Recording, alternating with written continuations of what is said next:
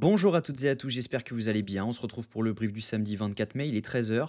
Aujourd'hui, on va parler donc des news économiques, du ratio long and short, du funding, open interest, des liquidations. On regardera ce que font les whales en finissant par l'analyse technique de Bitcoin. Mais avant ça, on va regarder donc ce qui s'est passé hier. Hier, on a eu un beau dump comme prévu. Donc la vidéo sort un peu plus tard que d'habitude, tout simplement du fait que j'ai des travaux dans mon immeuble. Donc j'en profite de la pause pour tout simplement faire cette vidéo.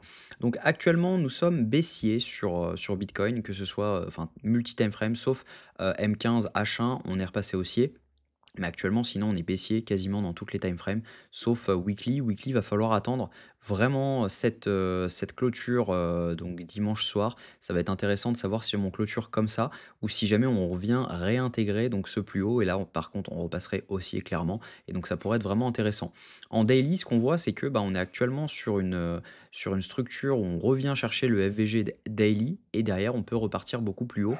Donc, clairement, ça veut dire qu'on peut avoir des mouvements haussiers là-dessus. Au niveau 4 heures, ce qu'on regarde, c'est qu'on voit qu'on a eu une prise de liquidité donc dans cet order block qu'on avait juste ici. On n'a pas mèche en dessous dans l'OBH1, donc on avait en dessous ici. On a également un FVG à venir chercher. Donc ça, c'est plutôt intéressant. On a retest donc le dernier ATH qu'on avait, pardon, les dernières mèches qu'on avait donc juste ici. Donc ça, c'est vraiment intéressant et ce qu'on voit, c'est qu'on a un potentiel rejet sur la zone OTE qui pourrait, avoir effet si jamais on revenait, par exemple, dans cette, zone-ci. Parce qu'on voit quand même que ça représente quand même un top. Si jamais on regarde, on voit qu'on a fait cette prise de liquidité juste ici. Derrière, on valide un changement de tendance. Donc clairement, voilà, on pourrait repartir un peu plus bas. Donc en 1 heure, on est actuellement haussier. Je pense qu'on peut venir mèche dans le FVG qu'on a donc entre les 110 700 et les 109 963. Maintenant, il faudra voir si jamais on a un rejet dans cette zone et ça pourrait être intéressant si jamais on a un setup dans cette zone de potentiellement se placer en short pour aller chercher un peu plus bas, chercher potentiellement donc cet OB H1 qu'on a juste en dessous dans les 105 700 dollars. Ça pourrait être vraiment intéressant parce qu'on pourrait tout simplement retracer dans cette zone. Ça n'invaliderait pas forcément un plan de rebond. C'est simplement que voilà, ça pourrait être dangereux pour avoir un gros rebond. Mais voilà, actuellement, techniquement, c'est ce que je pense. Je pense qu'on peut avoir un rejet si jamais on arrive dans cette zone. Et là, actuellement, on est sur une zone potentielle de rejet, étant donné qu'on est sur donc l'OB H1 qu'on avait juste ici. Mais on a quand même validé ce changement de tendance. Donc faites attention à ne pas rester baissier sur cette zone. Il y avait un short à prendre. Il y avait un deuxième short à prendre lorsqu'on est arrivé sur cette zone OTE juste ici. On est revenu donc dans la zone OTE de ce mouvement et donc par conséquent là il y avait un short à prendre, mais actuellement il n'y a pas vraiment de short à ouvrir. Il vaut mieux prioriser du long encore parce qu'on reste tout de même en tendance haussière au niveau daily, etc.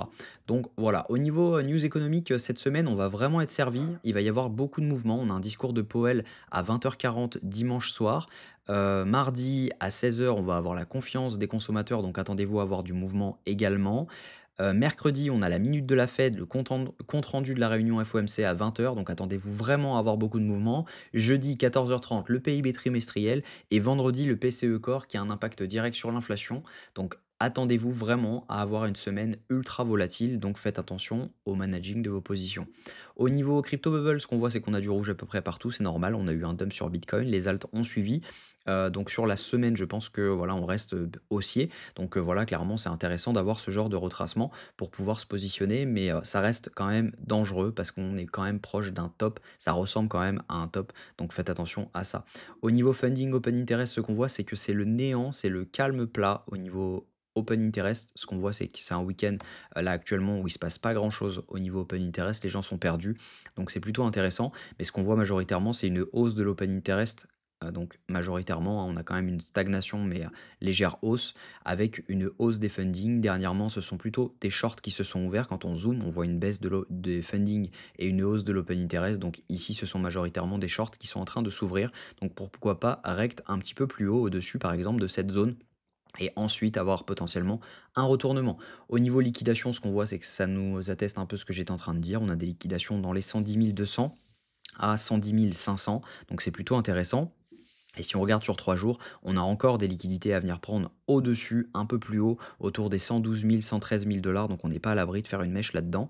Mais si on regarde sur 2 semaines, on a encore des liquidités à venir chercher en bas autour des 105 700 $. Donc c'est la zone dont je vous parlais dans l'OBH1. Donc ça pourrait vraiment être intéressant de venir chercher cette zone. Et c'est également une zone, ça doit représenter également le haut de la zone OTE de tout le mouvement haussier. Donc on va regarder ça techniquement ensemble. Au niveau des Wells, les Wells n'accumulent pas du tout actuellement. On a un tout petit achat juste ici.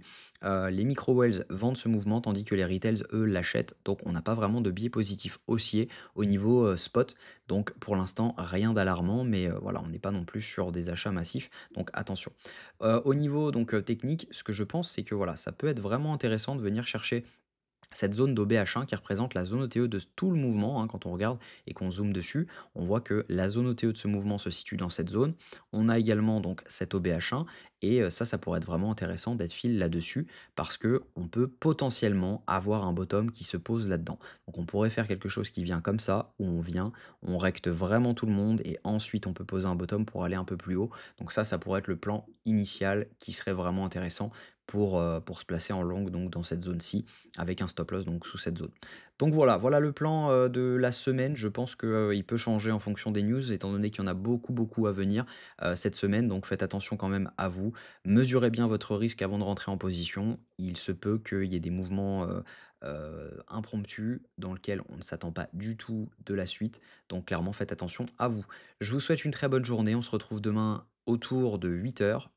À demain, 8 heures. Prenez soin de vous.